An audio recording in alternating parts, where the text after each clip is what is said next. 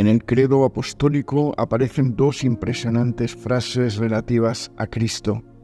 Padeció bajo el poder de Poncio Pilato, fue crucificado, muerto y sepultado. Así se expresa condensadamente toda la crudeza de la humillación de Cristo. Si tales frases fuesen las últimas del credo, la confesión de fe cristiana sería un enigma nebuloso. El final del ministerio de Jesús podría interpretarse como una tragedia desconsoladora, como el derrumbe de un cúmulo de esperanzas gloriosas y como un misterio torturador. La carrera del Maestro admirado, santo, obrador de milagros, compasivo, revelador del Padre, dominador de las fuerzas demoníacas, anunciador y promotor del reino de Dios, ¿había de morir como un vulgar malhechor? Su grandeza indiscutible había de concluir en la oscuridad fría de un sepulcro. El que había salvado a otros de la muerte no podía salvarse a sí mismo. Las fuerzas del reino no podían acabar con todos los poderes enemigos. La fe y las esperanzas de los discípulos habían de concluir en el más cruel de los desengaños. Cuánta amargura rezuman las palabras de los discípulos de Emaús cuando regresaban de Jerusalén a su aldea. Nosotros esperábamos que Él sería el que redimiera a Israel. Lucas 24, 21. Pero después de lo acontecido, ¿qué podían esperar? De igual modo, ¿qué esperanza podía tener hoy un cristiano si hubiese de creer en un Cristo muerto y sepultado? ¿Quién ensalzaría su gloria? Solo podría pensarse en lo patético de su tragedia, y quienes todavía mantuviesen su adhesión al crucificado serían, en palabras del apóstol Pablo, los más dignos de conmiseración de todos los hombres. 1 Corintios 15, 19. Pero el credo no se cierra con la palabra sepultado. Añade, resucitó de entre los muertos y ascendió a los cielos y está sentado a la diestra de Dios. Con estas frases destaca lo más trascendental en la historia de la salvación. Inseparable del mensaje de la cruz y juntamente con él, la proclamación de la exaltación de Jesús constituye el eje del Evangelio.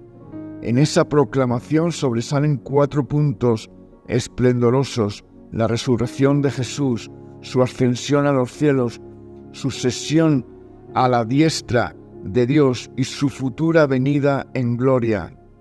De estas 4 realidades gloriosas, esperamos, en primer lugar, su resurrección.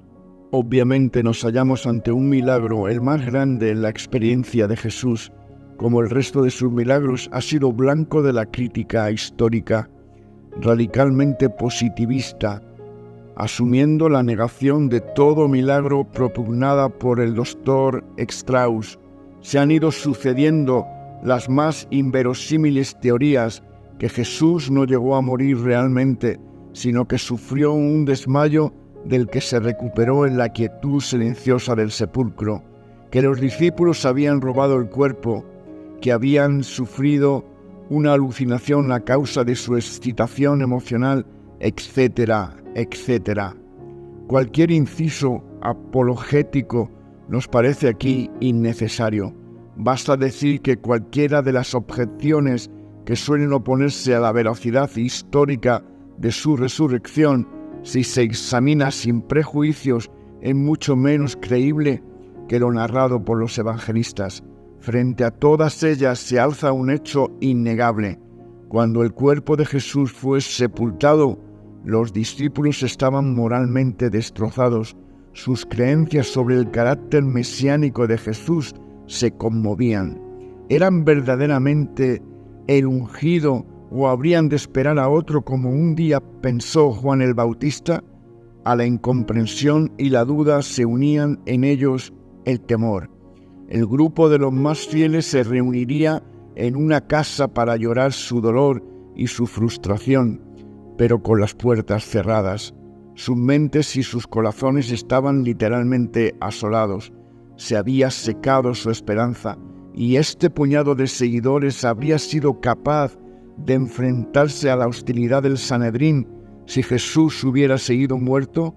¿Arriesgarían su vida por defender una mentira? ¿Quién puede creer esto? De no haber mediado la resurrección de Jesús, la gloria cristiana jamás habría existido. Pero las apariciones del Cristo resucitado cambiaron radicalmente la situación. Con la resurrección de su Señor, resucitó la fe de ellos. Ahora veían sin ningún género de dudas que no se habían equivocado en su esperanza, que era verdad lo que el Señor les había dicho acerca de su muerte y resurrección. Alborozados con gozo incontenible, se dirían unos a otros: «¡Ha resucitado el Señor verdaderamente!», como nos dice Lucas 24:34. A partir de ese momento serían testigos activos del gran milagro y lo anunciarían a los cuatro vientos sin temor, proclamando el Evangelio.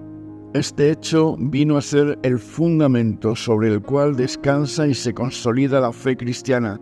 Fue lo más destacado en la primera predicación el día de Pentecostés y siguió siéndolo a partir de aquel momento y mantuvo su prominencia en las cartas apostólicas. Para Pablo la fe solo tenía sentido cuando se apoyaba en aquel que levantó de los muertos a Jesús nuestro Señor.